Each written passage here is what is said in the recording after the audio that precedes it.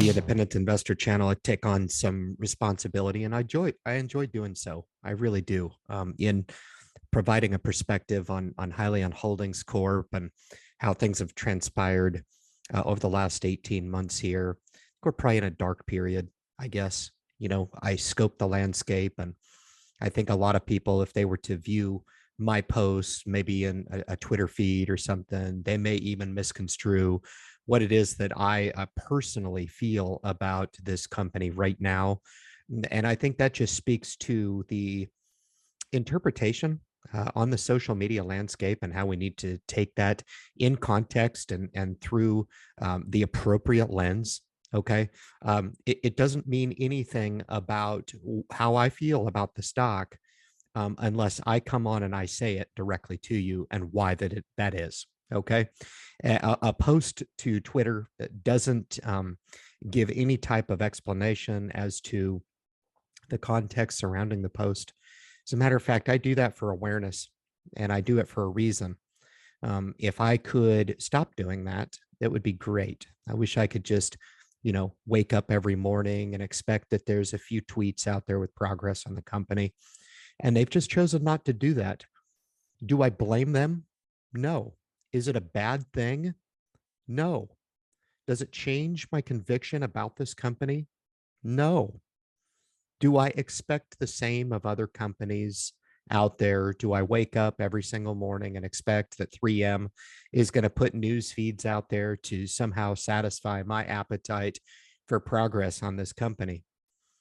I think we need to be somewhat fair on what it is that we know and what it is that we perceive to be with this company. And I think sometimes groupthink, especially through social media, can be somewhat rampant. And I do give kudos to those channels out there that I watch. I'm hungry for information because I can deal with a recessed stock price. To be honest with you, this is investing. This is what I signed up for a long, long time ago. Part of me is this is what I do. I'm an investor, and I don't call myself that lightly. And especially entering into a company where the risks in the short term could potentially be overshadowed by the gains that are realized down the line. We are just not at that point. And if you expect day-to-day validation out of a stock like this, you are going to be sorely disappointed. I have said from the beginning on this, if you're interested in taking a small position or a large position, it does not matter. You are going to have to take a long perspective, and you are going to have to hold through some unimaginable volatility. Unimaginable. You think what you're going through now is unimaginable? Wait till the stock starts to go up and you're sitting on profit. That's going to be doubly difficult to hold the stock, because now you're going to be sitting on profit. And you're going to be remembering all these dark days that you went through with the company. I think in either case, some perspective probably is warranted. I think having a realistic approach to the luxury category of having the opportunity to even invest in a company like this in the first place and not lose your perspective, after a couple months or even after a couple years of investing in this company, and it has not worked out the way that you wanted it to work out. And if you say it like that, you start to realize that keeping focus on the things that you know, as opposed to making up things that you don't know, is probably in everybody's best interest, especially when it comes to making an educated decision about what is right for you. And I try to impart those things to you guys as to why I see what I do with this company, why I play the angles that I do. A lot of people, I wouldn't say a lot, there was a lot of people that actually liked that scrutinizing interview or mock interview that I gave with Thomas Healy. I have a reason to do those things, guys. I'm not trying to be rude. I'm not a rude person. Okay. But those questions that I asked are justified and warranted. The problem is with a young company, they should be two-blocked busy getting that product in the hands of the Innovation Council, which is exactly what they said they were going to do via the roadshow. Now, my understanding in the most recent communications here is that they have been doing just that this week. Have we seen any correspondence on it? No. Does that mean that you shit your pants and you sell all your stock because you haven't had the ample amount of information that you feel like you are due from the company? Of course not. That's absurd. It doesn't mean that those goings on back behind the scene, if they choose to share it, fine. If they don't choose to share it, there's probably a justifiable reason as to why they are not sharing that information or are unable to share said information with the general public. Okay. It's almost like giving Hyliion the benefit of the doubt. And I understand when you go through times like this, everybody's emotionally charged, everybody's discouraged. I watched Paul's last offering on Hyliion, which I watch all of his videos on Hyliion, and he does such a good job. And he was right on the money. He basically kind of captured in a bottle the way everybody's feeling by saying that it's exhausting to put forward the amount of effort into a cause. And I think for Paul, it really is just like it is for me, more about the cause and investing in an opportunity and a vision for the future.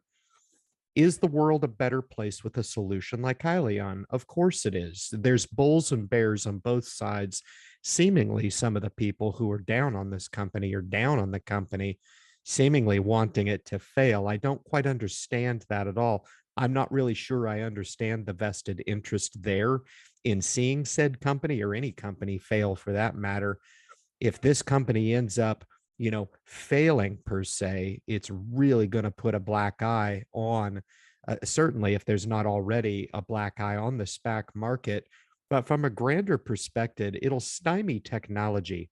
I mean, who the hell is going to want to invest in a company when Hyliion has just determined that even with a very, very sharp knife walking through the jungle, it is impossible to make it. It is impossible to bushwhack a trail through all of the adversity that you're going to get dealt entering into public markets, by some accounts, to say that it came into public markets prematurely. I am one of those. To the contrary, they took an opportunity to come to public markets, and the verdict is still out as to whether or not they are going to be able to leverage this opportunity and see it through and realize the very reason why they came to public markets in the first place. This is where I come back to the top 5 things that I think you need to ask yourself: what is it that we know? And I think this is really going to help separate the gray matter for a lot of people into black and white. You guys can agree, you can disagree, whether or not you think these are positives. But unfortunately, when we start to get into this funk, it seems like we start to forget all of the progress that's been made. Well, there's been no progress, there's been no orders. I beg to differ. I think there's a different perspective to be had there. I think it's certainly justified of a few differing opinions on that front, don't you? I understand a young company being scrutinized, but is there a point where the scrutinization is becoming a little bit more than justified? It begs to question rhetorically whether or not the scrutiny on behalf of a team that is 150 large is even capable of doing some of the things that is being charged to them to do. Certify the Hypertruck ERX, get it eligible to gain that EPA compliance that we're all searching for, get that winter validation done that they've earmarked a few times as being of utmost importance because of some of their clients being in the Great North, our friends to the north up in Canada, which I've validated that through the due diligence I've done on Hyliion, is that Hyliion's got customers all over the place. They really do. And if there are leads of interest there that are not reportable on to the general public just yet, it doesn't mean that that lead does not exist. And I think there's a lot of unknowns like that with this company. There's fragments through the evolution of this company where they've engaged and actually put the product in the hands of these customers over the years. And had nothing but positive return on those products and putting it into the rigor of over the road trucking. So I'm really interested to see how this story develops and evolves over time. I really think what it is that is responsible to do now is to look back over the knowns and then to presume or anticipate or demonstrate a little bit of instinct in this game. It's very scary to come onto a YouTube and say, look, part of your thesis needs to be based in somewhat of a vision, somewhat of an instinct. And there are things that can kind of help curtail that. I'll talk about it a little bit when I talk about what has been known or what has transpired up to this point. What is fact? What is fiction? What is presumptuous?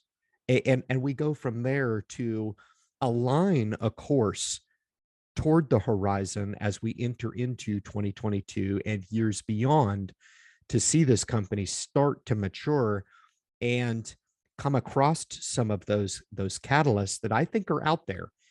And nobody has the ability. Unfortunately, there's a lot of movies about it, but there's nobody out there that can tell the future. Is this company going to the pink sheets? Is it behaving like a pink sheet? Well, that's an opinion. And I think it's a little bit of a bridge to say that. I think it's somewhat unfair. I do. I think by one admission, this company's 18 months old. So it's hard to say that it's time to go ahead and depress said lever on the toilet and flush all initiative down the toilet when the real talk behind the scenes at Hyliion may reflect a completely different story, in that if we put the cards on the table and we put the pieces together from the knowns and start to expect what that roadmap could look like into the future, I think things become a lot more clear as to whether or not you want to take a position in the company or not. And I've said this many, many times. You do or you don't want to become an investor in this company. It's just that simple. Okay. You want to solve the meaning of life? Go do it. That's great. This is stock investing. You either buy the stock or you don't. There are ramifications and there are benefits on both sides of the house. Not investing in the company can cost you money long term if it goes up. Investing in the company now can cost you money in the short to medium or long term if the company goes down. But it can also cost you money if you don't decide and the company does something other than what you expected it to do. Okay. And I think if you start to look at those different scenarios or contingencies when you're looking at what a stock could potentially do, it will really help you in just kind of coming to the realization there is no contingency that you can forecast. You can only make your best educated guess, and dare I say, use some instinct when applying your stock thesis across the board. And you do that with everything, guys. Stock market investing is not special to this. You take strategic risks in your life, and no matter what you do, you buy a vehicle, you buy an overpriced vehicle, you buy a home in an up market, you make certain investments in your life. Some of them pan out, others do not. Okay. Don't have unfair expectations of the opportunities in stock market investing. Look at me. I'm doing exactly what it is that I want to do. I'm right in the pocket, talking about a company that I absolutely love. I've loved it from the second I looked at it, took a position in it, reflective of my total overall portfolio. I believe that it's within scale, and we're right there in the pocket to make a life-changing improvement to the financial situation by getting in on a company which I feel like is at the ground floor. As a matter of fact, I don't think it could get any worse than this. I say that tongue in cheek. It's proved us wrong for the last 18 months that yes, in fact, it can get a lot worse. But I think in all honesty, it's never as good as you think that it is, $58. And it's probably never as bad as you think that it is here, basing at $6. It's never bad. I think the truth probably resides somewhere in the middle as this company finds its footing and we're able to use quantifiable metrics to use its fair value. I saw one YouTuber, fabulous video about assessing fair market to this particular company. and the fair market value put it at less than half cash. And I don't understand that rationale, how a company could be valued less than its liquidation value if you went ahead and sold all of its assets off, liquidated everything, but it's still worth half of what its tangible and intangible assets are. I never really understood that. Said a few things about the company that were incorrect as well. So all is fair in love and war. I think it makes us more the wiser when we do strike up discussion on this topic and we revolve around it. I just had a discussion with Lewis Baltimore today. I think he's been great. I think he's been great with me. And I told him, I said, look, Lewis, I might get contentious in a tweet, or I might seem like I'm pressing Hyliion. That's exactly what I'm doing in the social media space. But it's business at the end of the day. And when it comes down to publicity, bad and good publicity is always good publicity. Okay. It's not going to affect the stock price one way or the other. Trust me, the stock price is going to do what the stock price is going to do. I've justified that time and time over on the hundreds of companies that I've profiled through my time. Many, many companies that I've profiled that I had no idea would go up. And many, many companies that I've talked about on the YouTube channel, they go down, and they go down for a long, long time. So it doesn't really matter. I think what needs to be the key focus is that business is business. And my conviction or rationale for a specific tweet needs to be understood with regard to the meaning behind said tweets, especially if it's released open source over the social media landscape for a bunch of vultures, to gravitate to. Now, there probably is an essence of meaning as to why I'm doing what I'm doing. It's to provoke some discussion. It gets the churn going. It gets the discussion going on this company that needs more awareness put out there. And I'm just one voice. That's it. Okay. Don't have an unrealistic expectation of me as one voice to come on and be the be all end all. Paul would tell you even that's crazy. He says that all the time. He's just one voice giving a very unique perspective and a very educated perspective at that. I just appreciate the hell out of Paul's message. I really do. Speaks from the heart, and he's got a lot of experience as to what he sees going on in the industry. But at the end of the day, it is a singular opinion, just like mine is.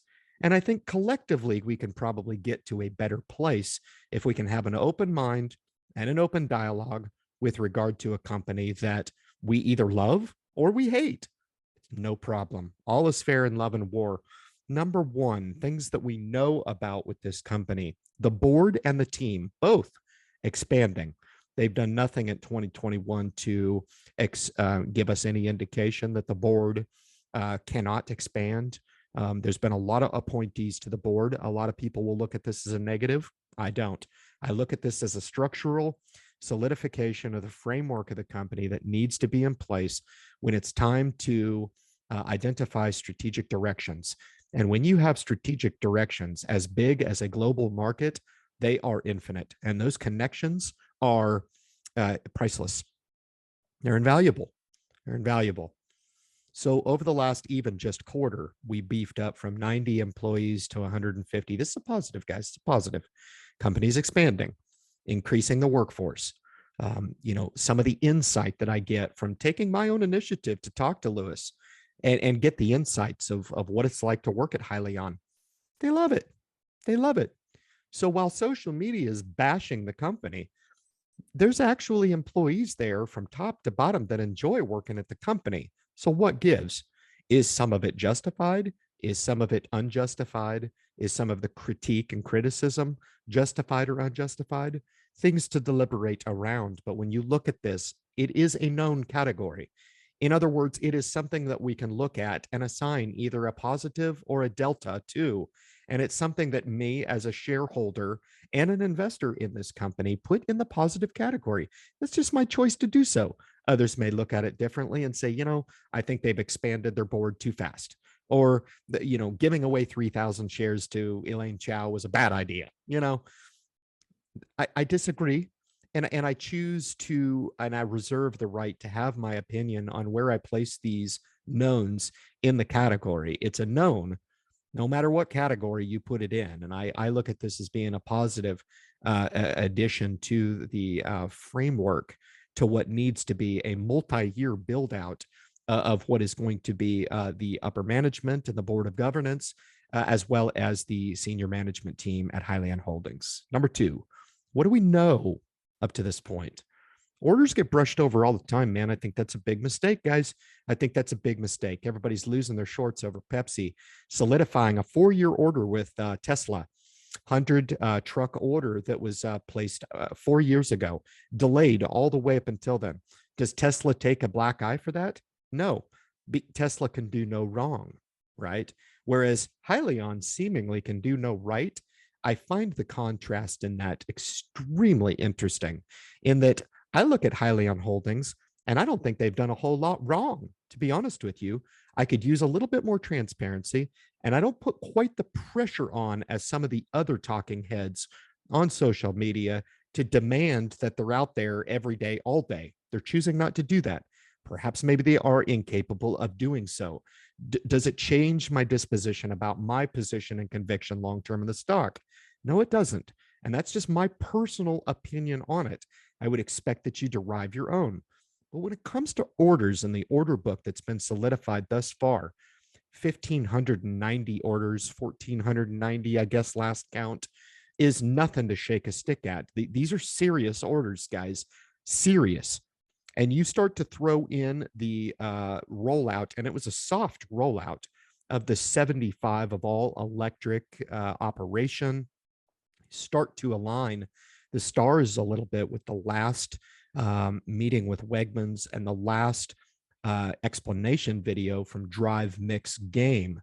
My boy Dexter over there, who's putting it down with regard to some of the boots on the ground type of application and how the Hyliion product is actually speaking the trucker's language, which I cannot do. And Dexter feels that gap in a big, big way, man, talking about where that EX solution has been put into the Wegmans fleet on the double tandem trailers up in New York. Very interesting. You start to put two and two together. It's not that difficult. And you start to understand perhaps maybe that 75 miles of all electric run capability from the Hypertruck ERX is going to be an absolute game changer. And I actually think there's no way of anticipating or quantifying at this point how big that could be. My conviction is that it's going to be big. It's going to be big. Cities like New York and Los Angeles specifically are the two that come to my mind. You start to expand globally, and you really start to expand into some of the most large cities in the world that need this capability to eliminate or drastically cut down on the carbon emissions within the city. Cities still need goods. They need to have the ability to get said trucks from point A to point B, and more importantly, from point B back to point A, right? Very, very important to be able to engage in business within the city, operate all electric, and then get out of the city and go ahead and kick on the generator back again. Hyliion allows that to happen. It's the only solution that I've seen that actually allows that to happen. We put this in the knowns category, guys. We put this in the known category. Is the order book canceling? Is it going down? Is it shrinking? Of course not. It is indeed expanding. It's expanded as of just a couple weeks ago on the Q3 earnings report with the last announcement of the Monet order that came through. 40 Hypertruck ERX. This is nothing to shake a stick at. It is known. You can say, well, they need to do thousands. I agree. If they can't get into the OEMs, it's game over. We do have a relationship with one OEM. It is the last or the only relationship that I understand with Peterbilt to be really that link to the potential for mass scale up on their order book. They need to get in with all of the OEMs. If they cannot do that, and I find it hard to believe that they would have come to public markets without the ability or the assurance that they were going to be able to do that. That is a delta in my category. They have to be able to do that if this company is going to realize the max value. They cannot piece together and expect to deliver on orders of 40, 50, even a few hundred Hypertruck ERXs. Those ERX orders have got to come through in the thousands. And that is where the ramp up and scale and the true value of Hyliion is realized. I will go so far as to say that the EX hybrid has to do the same. It has to follow suit. But when we're talking about what is known on a young company that is 18 months old, we are talking about an order book that is indeed expanding and not shrinking. Very important to identify and to set a roadmap for the future. The question is, are they going to continue to expand, or are they going to lose out, or are they not going to win any new orders? That is the question. It's up for you to answer. My conviction is that they will continue to win orders because they've yet to penetrate really outside of Wegmans and the few already solidified orders for the reservation order book, the Innovation Council. That's going to be the key. Remember, Anheuser-Busch is hanging out in the wings. Okay. Ruan, some of these companies, man, Schneider, they drive for big outfits. Werner's a big company, man. You see the trucks that they're pulling? A lot of the times, man, these are the sub companies, right, that we know and love. Dollar General, Publix, stores, and they drive for a lot of these companies. So the addressable market here is key in realizing some of the value of the Innovation Council. And that's not to speak of some of the other interested parties that were not part of the Innovation Council that are still interested in the product. So very important to address orders. Is it big? Is it too small? Is it too, it doesn't matter. It is what we know now. Build your conviction based on what we know and not what you perceive to be. Number 3 is the product. This is interesting. I've really dialed back, if not just completely pissed on the Yahoo thread. Seriously, I've taken just a huge dump right on the top of it because it basically is a manure house. And I cannot believe some of the idiotic things. And it is a treasure trove for people to go in there and just spread whatever hate and disconnect, put their memes in there. It's so childish, man. It's not even funny. This is the big leagues, and I would be hard pressed to understand if the vast majority of those people don't have 2 nickels to rub together. They just go in there to spread hate and discontent because they're hateful and discontentful. That's just how they are in their own nature. But when you talk about product, Hyliion does have product, and they do have sales. That is a fact. Whether or not you want to dispute that fact and just start making stuff up that's untrue, that's totally up to you. But their product, if you've done any surface level due diligence, is the Hybrid EX and the Hypertruck ERX. Those are the 2 products. Now, the Hybrid EX is ready. It is ship ready. It's ready for order. It's ready for ship. Okay. What is going to delay some of those shipments is the supply chain issues that we all know is outside of Hyliion's control at this particular juncture. The Hypertruck ERX is in the phase right now of product validation. And if I were going to say that there was a consensus within Hyliion, I would say something like this. They want to get it right. Collectively, they want to get it right. There are investors at stake here. There are big financial institutions at stake. There are preliminary investors in the company that want to see this company see it through. They're not going to put a product out there that they haven't went through all of the checks and balances that are available to them, that they put value in now during this time where there isn't a slowdown anyway. So it might kind of be just a blessing in disguise in that this time has been afforded to Hyliion. Unfortunately, they can't turn out any volume right now, but fortunately, they can go through the validation in the manner that they deem necessary. And I think this could be a big win for them once they get that EPA certification. I think that's going to be huge for them. Okay. So the products is what it is that we know. Hybrid EX went through lots and lots of validation. It is finalized now. Hypertruck ERX is going through that validation. Those are the 2 products. The real ace up everybody's sleeve or Hyliion's sleeve in this is, are they going to continue to offer just these 2 products for the next 20 years? Or is there another use application for this technology? That's another interesting catalyst that I love to see roll out as this company evolves over time and they look to find other use cases for their technology as they expand and grow and really start to put this solution with their battery technology being really the heart of the system here in other applications. Number four, this is what we know. And what is the mission of Hyliion? We've always talked about to reduce the carbon emissions footprint, but does that mission align with where the industry is at this particular juncture? I've seen a lot of people say Hyliion has to bridge the gap to industry. This might be true, but how long of a bridge is that to gap? And is there resistance on the side of industry that could prohibit Hyliion from even realizing its goal of seeing its solution in the hands of the fleets? I don't have any indication of that because of the interviews that are provided by Thomas Healy gives us a completely different assessment. Now, whether or not he's misconstruing the situation, really to make sure that that bridge is as short as he can possibly define in the landscape. But I would go so far as to say that I think industry does want to change. Again, I come back to the Tesla order. I see some real problems with the Tesla full charging truck. And I don't know how much validation Pepsi did. I don't know if they looked at Tesla as being a lot more established than some of these other up and coming EV plays, 𝑪𝑎𝑛𝓋𝑎, Hyliion, and Hyzon. I don't know if they just looked at that and said, well, they're a solidified player. They must know what they're doing. We're going to introduce these trucks into shorter routes because the rating is 250 miles, whatever it is. Okay. And they felt comfortable making that investment.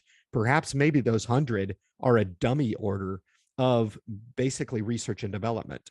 And that could be the case too with a Fortune 500 company like Pepsi. Drop those dollars into an established a BEV type of application. It doesn't mean Hyliion's out. It doesn't mean Hyzon or 𝗋𝐻𝐿 is out either.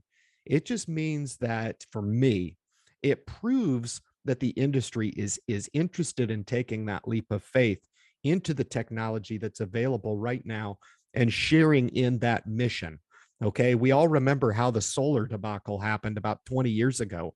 Nobody was ready to buy into that mission then. And a lot of solar companies came and just fell dead on their face.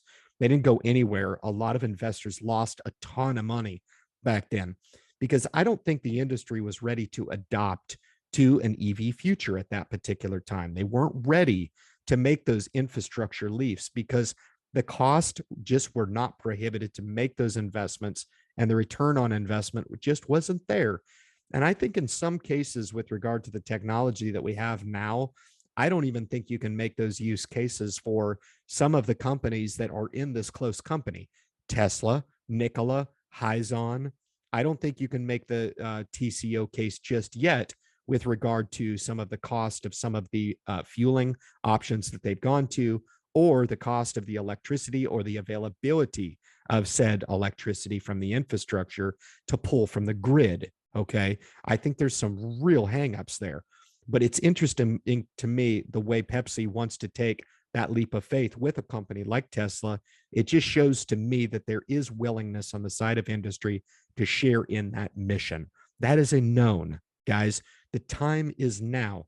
And if you don't feel like there's a movement going on toward a cleaner future, I think I'd like to hear your comments in the comment section below. I've said this many, many times. I've always cared about the environment. I've always been a steward of the environment.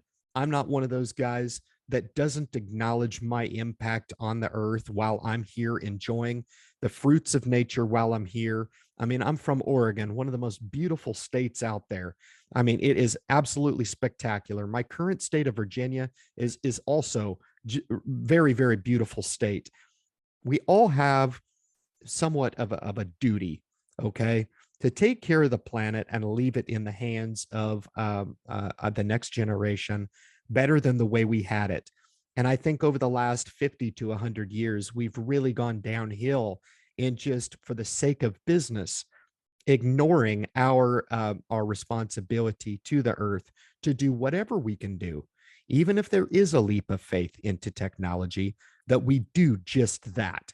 And Hyliion is at the forefront, along with the few others that are taking that initiative to take on this challenge and really codify this mission of reducing greenhouse gas emissions and reducing the carbon footprint score for these individual institutions. Okay. The last thing I will say is the opportunity. Is this a knick-knack industry that we're going after? No, it is an 800 billion, probably closer to a trillion as the industry expands, aligned with the fact that that $800 billion addressable market is actually turning out new vehicles just about every 7 to 10 years is about the rotation in the fleet, which means that every year they have trucks coming off and they have trucks that are being sold off, probably to other countries, and initiating new transportation means. So to integrate into that opportunity really just speaks to the magnitude of the industry that Hyliion is going after. It's enormous.